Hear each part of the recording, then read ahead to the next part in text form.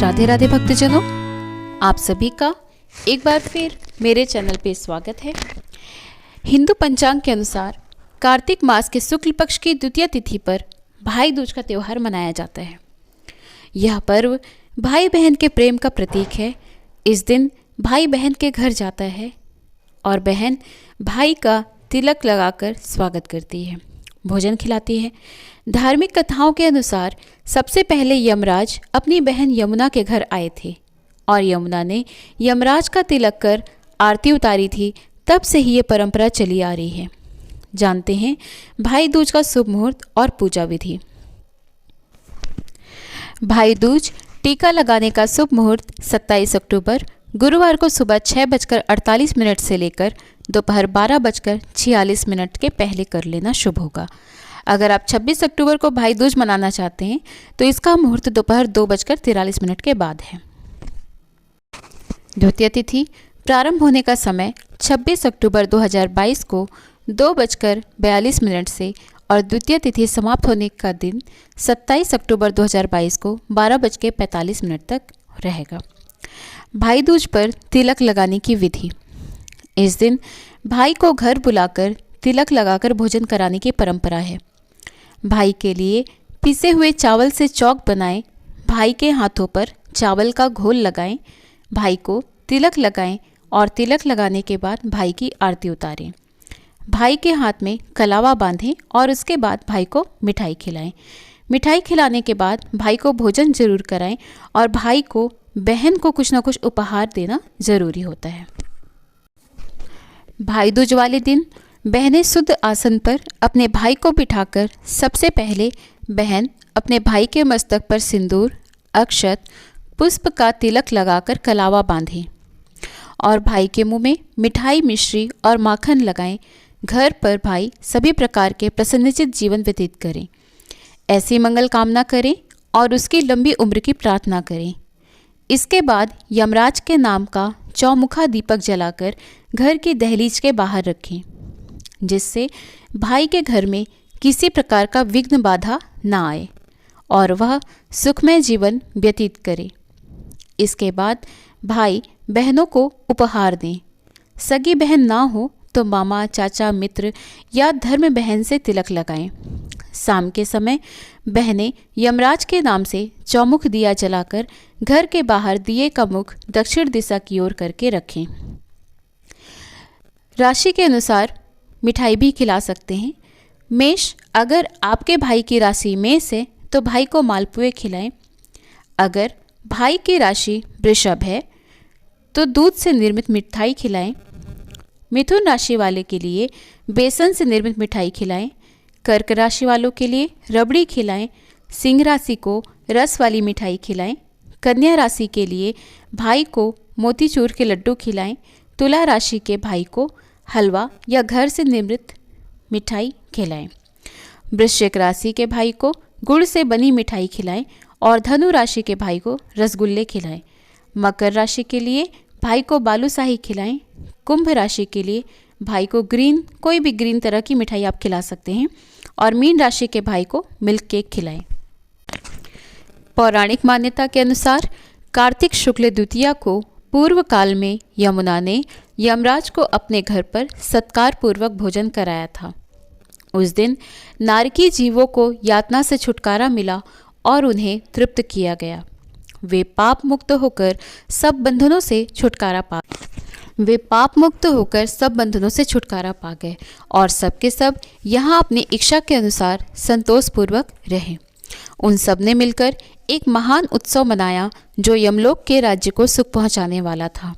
इसलिए यह तिथि तीनों लोकों में यम द्वितीया के नाम से विख्यात हुई। जिस तिथि को यमुना ने यम को अपने घर बुलाया और भोजन कराया था, उस तिथि के दिन जो मनुष्य अपनी बहन के हाथ का उत्तम भोजन करता है उसे उत्तम भोजन समेत धन की प्राप्ति भी होती रहती है। भैया दूज की अन्य कथाओं के अनुसार एक राजा अपने साले के साथ चौपड़ खेलता था। साला जीत जाता था। राजा ने सोचा कि भाई दूज पर यह बहन से टीका कराने आता है, इसलिए जीत जाता है। अतः राजा ने भाई दूज आने पर साले को आने से रोक दिया। साथ ही कड़ा पहरा लगा दिया कि वह ना आ सके। जब भैया दूज पर भाई बहन के पास टीका कराने नहीं पहुंचा तो वह बहुत दुखी हुई। तब भाई यमराज की कृपा से कुत्ते का रूप धारण कर राजा के कड़े पहरे के बावजूद बहन के यहाँ पहुंचा। बहन टीका लगे हाथ बैठी थी। कुत्ते को देखकर उसने प्रेम से अपना टीके से सना हाथ उसके माथे पर फेरा। कुत्ता वापस चला गया।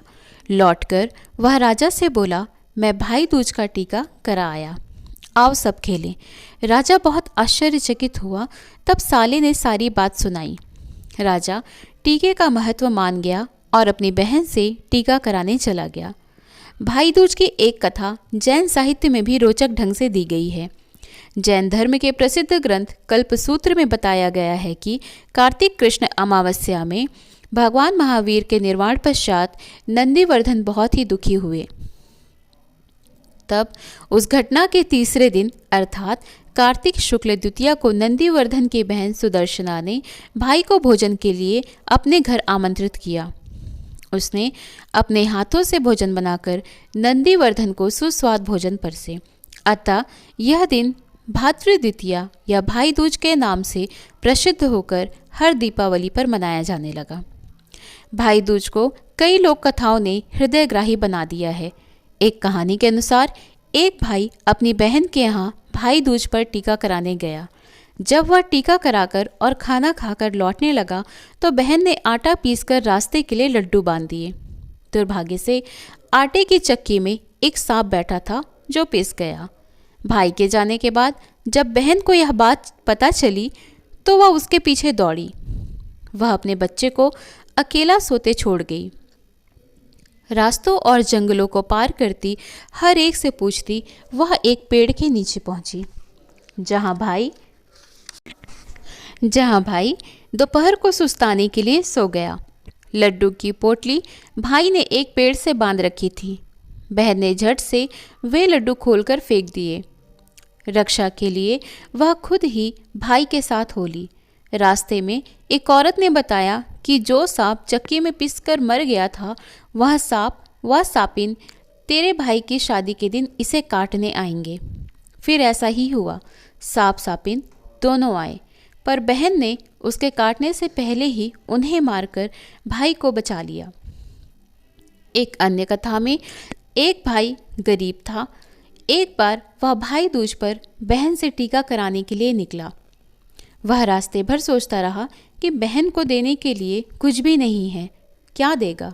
रास्ते में उसने नदी पार की तो नदी बोली, तेरी माँ ने तेरे जन्म पर भेंट चढ़ाने का वादा किया था, आज तक नहीं चढ़ाई, अतः मैं तुझे लहरों में सोख लेती हूँ।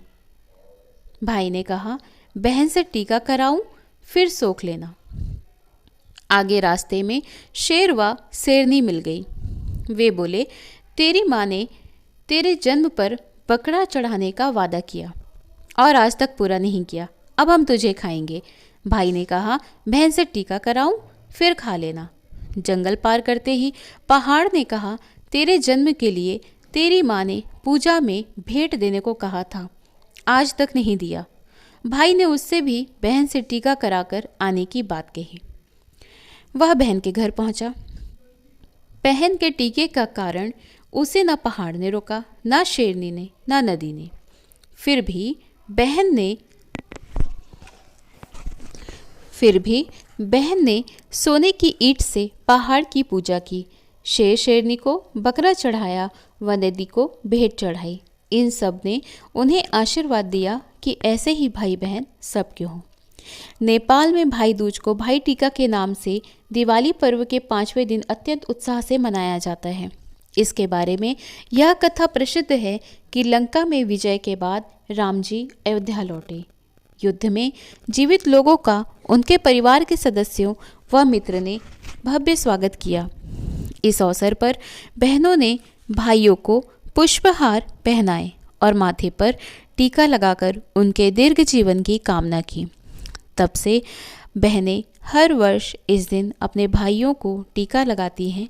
फिर बहनें देहरी में बैठकर अखरोट को एक ही बार में तोड़कर छत पर फेंक देती हैं। यह भी माना जाता है कि हिरण्यकश्यप का वध देहरी पर किया गया था, इसलिए देहरी में अखरोट तोड़ा जाता है। इस तरह भाई दूज की अनेकानेक कथाएं जुड़ती गईं और यह पर्व भाई बहन के अनन्य प्रेम का प्रतीक और स्वरूप लोकप्रिय हो गया। आप सभी भक्तजनों को भाई दूज की बहुत बहुत शुभकामनाएं। आप भाई बहनों के बीच इसी तरह से प्रेम सदा बना रहे। तब तक भक्तजनों, आप सभी अपना ध्यान रखें और माता रानी की कृपा आप सभी पर बनी रहे। राधे राधे।